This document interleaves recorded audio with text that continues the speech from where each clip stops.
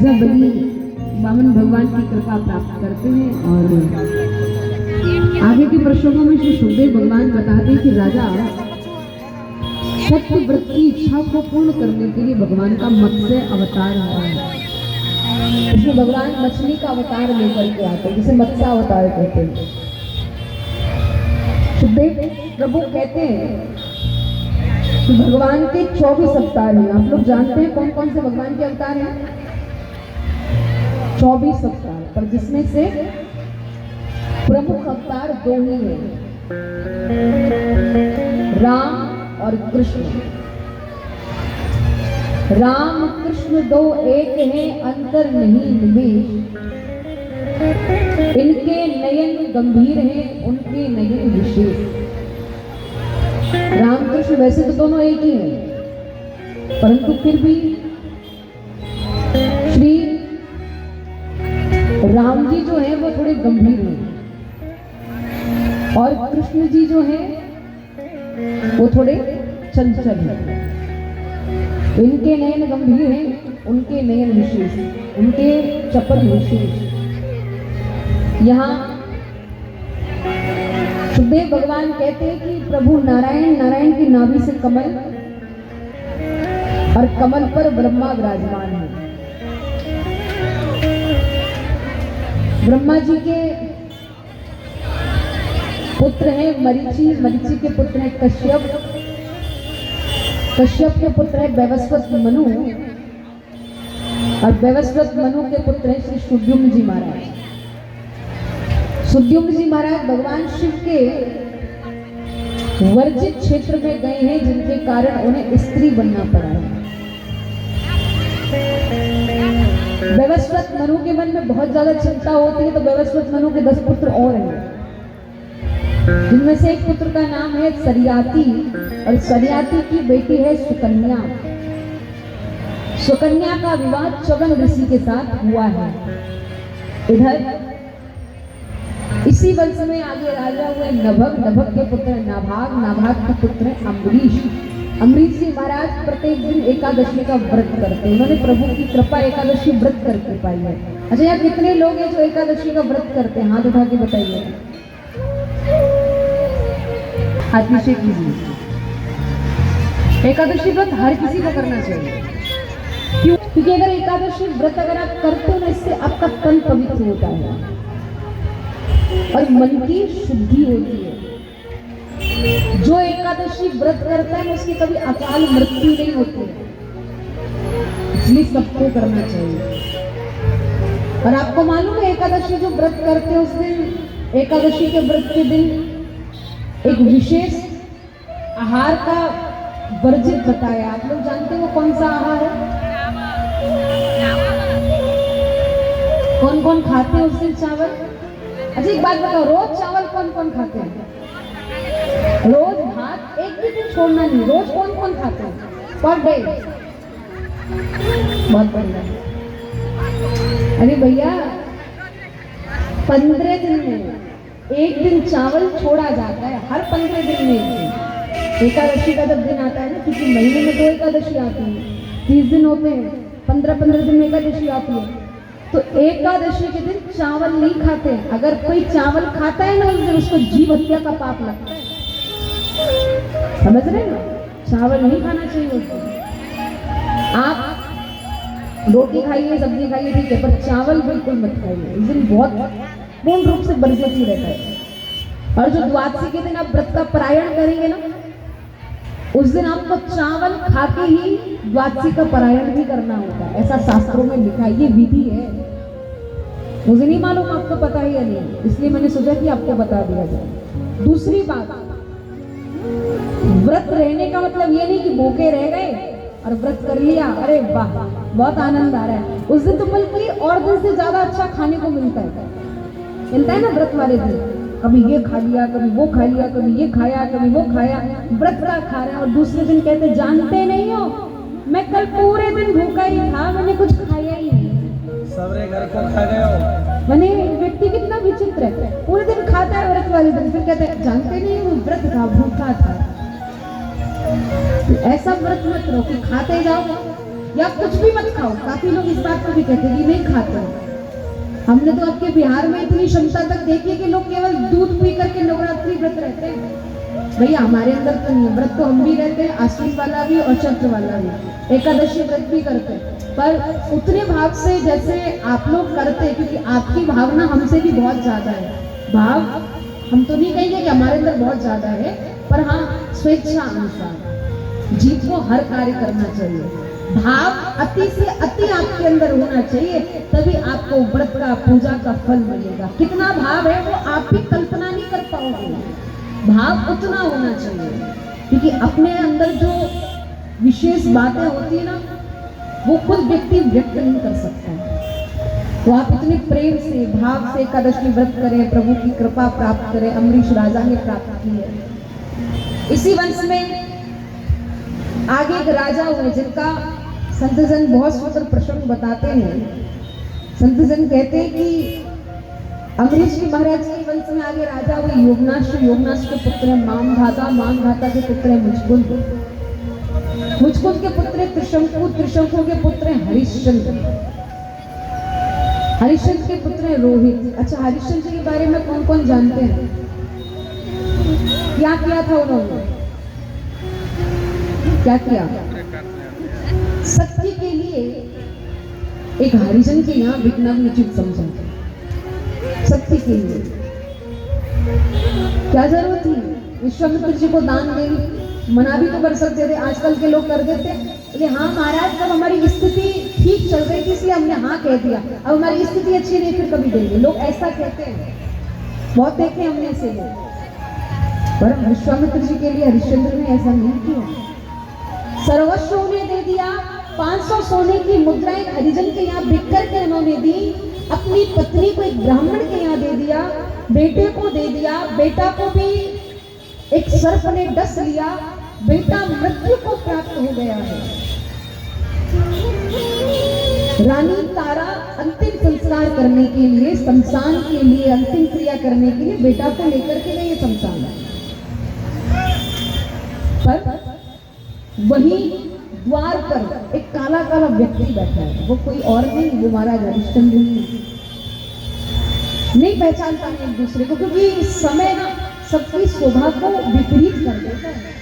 आप बहुत सुंदर हो, आप बहुत अच्छे हो, आप अपने शरीर की रक्षा सुरक्षा करना बंद कर दो, आप निरंतर काम ही करते रहो, आपका शरीर बिल्कुल विपरीत हो जाएगा। हर चीज सुरक्षा रक्षा मांगती है। काले हो गए हैं, विपरीत स्थिति हो गई, विकराल देह हो गई है। पूछा कहाँ जा रही हो? रानी तारा कहती है मेरे पुत्र नहीं रहा है, मेरे पुत्र का मुझे अंतिम संस्कार करना है। बोली तो अंदर प्रवेश करोगी तो उसके लिए कर देना पड़ेगा। कर माने जानते? टका देना पड़ेगा, टैक्स देना पड़ेगा। कुछ नहीं है देने लेने के लिए। तारा ने अपने हाथ में सूर्यवंश की चूड़ामणि पहन रखी थी, वो उतार करके दे दी, ले लो। गई, बेटा को बैठ करके देख रही है, रो रही है। कभी उसे इधर से लगा ले, फिर रो ले, फिर इधर से लगा ले। हरिश्चंद्र उसको देख रहे, बोले ये मैंने कहीं देखी है, याद करते। बोले ये तो ऐसा लग रहा है कि रानी तारा के हाथ में जो हमारी सूर्यवंश की चूड़ामणि है, ये वही चूड़ामणि तो नहीं है। ध्यान से देखा तो बोले ये तो वही है। फिर कहते हैं ये इस स्त्री के पास कैसे है? फिर सोचते कहीं वो तारा तो नहीं है। अगर वो तारा है तो वो बालक कहीं मेरा रोहित तो नहीं है। सोचते हैं, जाते हैं, पूछा देवी तुम तारा तो नहीं हो? तारा कहती है आप कौन? बोले मैं हरिश्चंद्र। एक दूसरे ने दोनों को देखा, दोनों कुछ कुछ करके रोने लगे। हरिश्चंद्र जी कहते हैं ये बालक किसका है? ये आप ही का बालक है, माफ कीजिएगा मैं आपके पुत्र को नहीं संभाल पाई और ये मृत्यु को प्राप्त हो गया। हरिश्चंद्र जी महाराज इस बात को सुनकर के और बिलखने लगे, अपने आप को धैर्य बढ़ाते हैं और पुत्र को अग्निदान देने के लिए जा रहे हैं। इतने में विश्वामित्र जी आते हैं, रुको रुको क्या करने जा रहे हो? बोले महाराज मेरा बेटा नहीं रहा है, उसका अंतिम संस्कार कर रहा हूँ। बोले कौन कहता है तुम्हारा बेटा नहीं रहा? अरे बेटा जीवित है। बोले महाराज मैं आंखों के सामने देख रहा हूँ कि मेरे पुत्र के अंदर सांसें नहीं है, कैसे कह सकता हूँ कि वो जीवित है? विश्वामित्र कहते हैं वो जीवित है।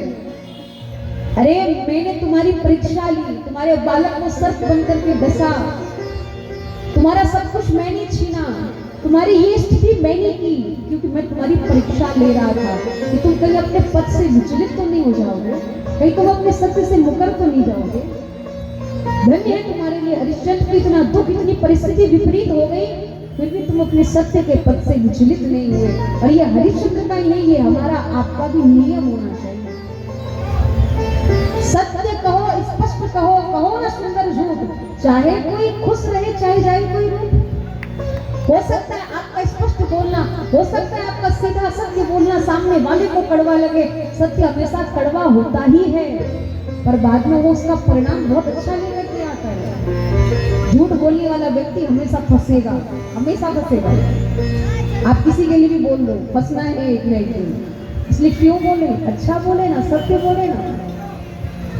मानव ने झूठ मत बोलो, प्रभु के पास जाना है, वहां हाथी ना घोड़ा है, वहां पैदल ही जाना है। हम एक बार झूठ बोलते हैं, वो भी हमारे लेखे जोखे में लिख जाता है।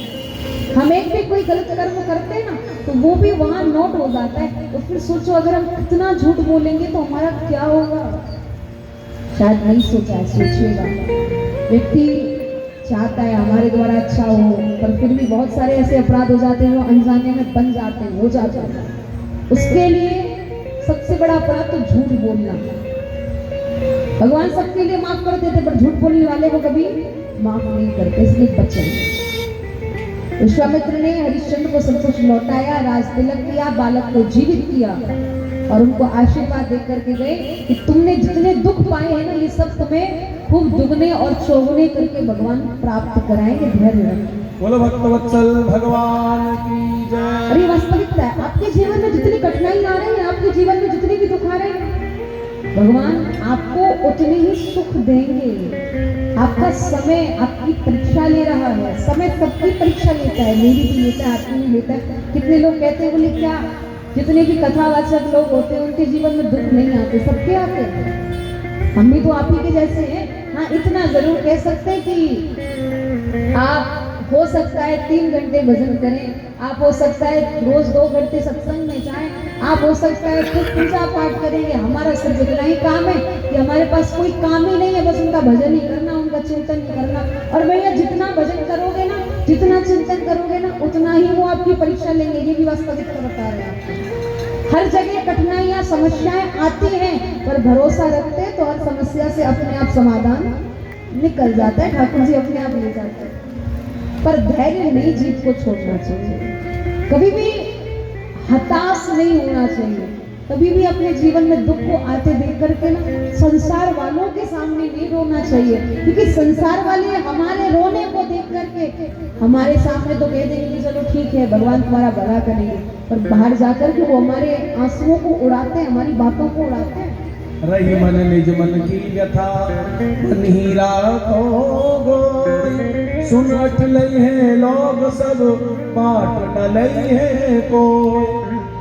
आप किसी के सामने अपना दुख मत कहो, क्योंकि वहां कोई समाधान ही नहीं मिलने वाला। आप अपना दुख हमेशा परमात्मा के सामने व्यक्त करो, जहाँ से आपको समाधान मिले, जहाँ से आपको कुछ राह मिले। क्योंकि अपने घाव हर किसी को नहीं दिखानी चाहिए। आज के समय में लोग अपनी मुट्ठियों में नमक लिए फिरते हैं। आपने किसी को अपना घाव दिखा दिया, लोग तुरंत छिड़क देंगे। इसलिए परमात्मा से अपनी जो भी परिस्थिति व्यक्त करो, किसी और से मत व्यक्त करो। हरिश्चंद्र के पुत्र रोहित, रोहित के पुत्र बाहु, बाहु के पुत्र सगर, सगर के 60,000 पुत्र हैं। भागीरथी के द्वारा गंगा मैया आती, क्योंकि सगर के 60,000 पुत्रों की मुक्ति करानी थी। क्यों करानी थी, इसका भी कारण है। सगर ने अश्वमेध यज्ञ किया, उसके अश्व को चुराकर इंद्र ले गया। पुत्र ढूंढ रहे हैं, कपिल मुनि के आश्रम में अश्व को बधा देख करके उन्हीं को चोर समझ लिया। मारने को दौड़ते, पर कपिल मुनि की दृष्टि पड़ती, जल करके भस्म हो जाते हैं। भागीरथ के द्वारा गंगा मैया आती है, उनका स्पर्श होता है, उनकी मुक्ति होती है। भागीरथ के पुत्र हैं दीर्घबाहु, दीर्घबाहु के पुत्र हैं रघु, और रघु के पुत्र हैं अज, अज के पुत्र हैं दशरथ। दशरथ जी महाराज अयोध्या में रहते हैं। अयोध्या भी कोई साधारण नहीं, जहाँ सरयू का किनारा है, जहाँ प्रभु श्री राम विराजे हुए हैं, और हर एक भक्त का मन करता है। अभी लोगों की भावना क्या हो गई है, हम अगर जा रहे हैं तो हम 4 तीर्थों के दर्शन जरूर करते हैं। आप लोग जानते हो कौन कौन से तीर्थ हैं? वृंदावन, अयोध्या, काशी और प्रयागराज। लोगों के मन में इन चारों का बहुत भाव है। ऐसे तो हर एक तीर्थ स्थल रमणीय है, दर्शनीय है, पर इनका चारों का कुछ ज्यादा अभी भाव चल रहा है, जाना भी चाहिए। पर एक बात आपको बता दूं, आजकल जो हम लोग तीर्थ स्थल जाते हैं ना, आजकल जो हम लोग तीर्थ स्थल जाते हैं, हमने तीर्थ स्थलों की भावना को ही बिल्कुल अपने विचारों में विपरीत कर दिया। क्या कर दिया है? हम लोग तो घूमने जाने लगे, दर्शन करने थोड़ी जाते हैं, हम घूमने जाते हैं, एक तरह से पिकनिक मनाने जाते हैं। फिर गए तो दर्शन हम कम करेंगे, हमारा मोबाइल ज्यादा दर्शन करता है। हम तो कम करते हैं, हमारा मोबाइल ज्यादा दर्शन करता है। हम गए, हम वृंदावन में जा रहे हैं ना, तो एक बार तो स्टेटस फेसबुक पर, इंस्टाग्राम पर हमारी स्टोरियां डल जाएंगी। हम अपने व्हाट्सएप पर स्टेटस लगा देते हैं कि I am going to Vrindavan, या आप प्रयागराज जा रहे हो, चाहे आप काशी जा रहे हो, कहीं भी जा रहे हो, माने हम अपने लिए तीर्थ करने नहीं जा रहे हैं, हम दिखावा करने के लिए जा रहे हैं। क्या? सेल्फी लेना। और आपको हम और कहीं का तो क्या पता, हम केवल अपने वृंदावन के ही कहते हैं। हमने ना अपने तीर्थ स्थलों को पिकनिक स्पॉट बना दिया, सेल्फी स्पॉट बना दिया है। आजकल इतनी रील्स से लोग बनाते हैं वृंदावन जाकर के, अरे भगवान, हम तो देख देख करके उनको त्रसित होते हैं। वृंदावन जाना लोगों को केवल फोटो और वीडियो तक ही अच्छा लगता है, और जिस दिन हम वृंदावन की वास्तविकता को दिल से समझेंगे ना, हृदय से समझेंगे ना, तब पता चलेगा कि वृंदावन है क्या, वृंदावन कहते किसको है। वृंदा माने तुलसी, वृंदा माने तुलसी, तुलसी कहाँ जहाँ बन हो वही वृंदावन है, और जहाँ वृंदावन है वही ठाकुर जी रहते हैं। वृंदावन बहुत प्यारा है, वृंदावन धाम बहुत निराला है।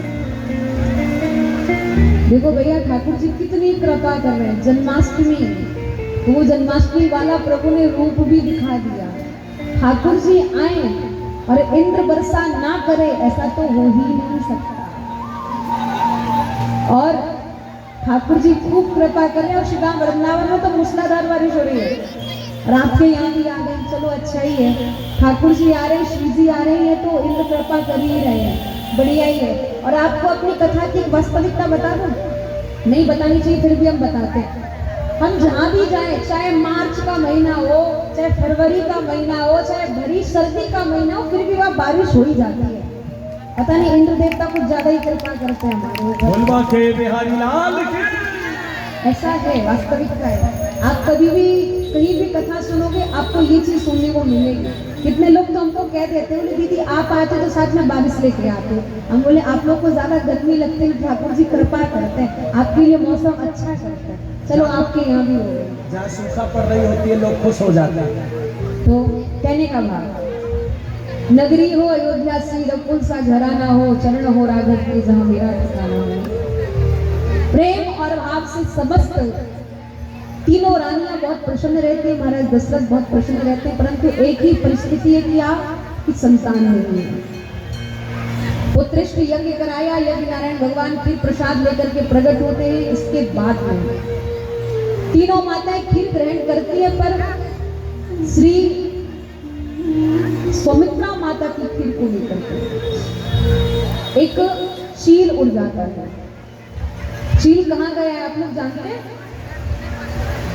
गंध महादन पर्वत पर बैठी माता अंजना के पास। माता अंजना तप कर रही है और माँ की हथेली पर प्रसाद गिरते हैं, और प्रसाद गिरा करके माता ने जैसे भगवान को भोग लगाया, प्रसाद को ग्रहण किया, तो उनके यहाँ उसी खीर को खाने से हनुमान जी का जन्म होता है। बोले हनुमान जी महाराज की जय। सौमित्रा माता के पास खीर नहीं है तो कौशल्या कैकेयी ने अपनी थोड़ी थोड़ी खीर किनको दी? सौमित्रा माता को दी। भगवान से कहा था कि ये हम दोनों के भाग्य की खीर को खा रहे हैं, जिसके यहाँ 2 पुत्र होने चाहिए, और संजोग रहा कि 2 ही पुत्र हुए थे। चैत्र का महीना, नवमी तिथि, दोपहर ठीक 12 बजे प्रभु अवतार लेते हैं। अयोध्या का रूप ही परिवर्तित हो गया। प्रेम भाव से सब उत्सव मनाते हैं, नामकरण होता है। प्रभु थोड़े और बड़े हुए हैं।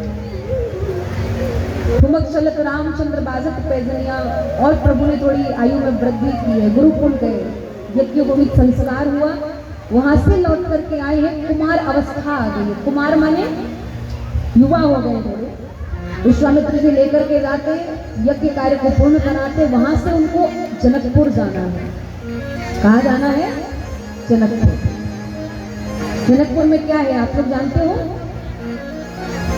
सीता स्वयंवर। जो धनुष को तोड़ेगा उसके साथ जानकी का विवाह होगा। राम लक्ष्मण गए हैं विश्वामित्र जी के साथ में। बड़े बड़े भयंकर बलवान वीर पराक्रमी योद्धा आए। सबने प्रयास किया पर कोई धनुष को नहीं तोड़ पाया। अंत में राम जाते हैं, मंदिर से धनुष को तोड़ते हैं। माता जानकी जय माला पहनाने को आती है। राम जी थोड़े बड़े हैं और मैया थोड़ी छोटी है।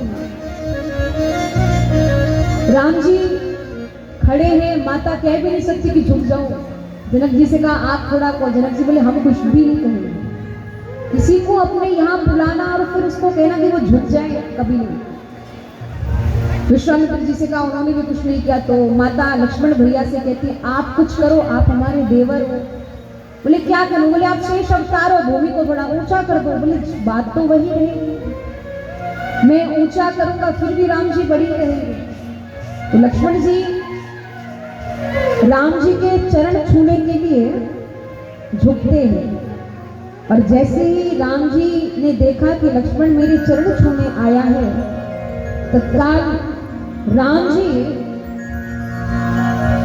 माता जानकी को देखते देखते, लक्ष्मण को देखते देखते लक्ष्मण को उठाने के लिए झुके। उतने में माता जानकी ने राम जी के गले में जयमाला डाल दी। सीताराम भगवान की जय। जयमाला डाली। ये तो एक लौकिक वैदिक रीति के अनुसार विवाह नहीं हुआ है, वो बाकी है, ये स्वयंवर हुआ है। लगन पत्रिका अयोध्या गई है, चारों दुल्हाओं की बारात आई है, जनकपुर बारात पहुंची है।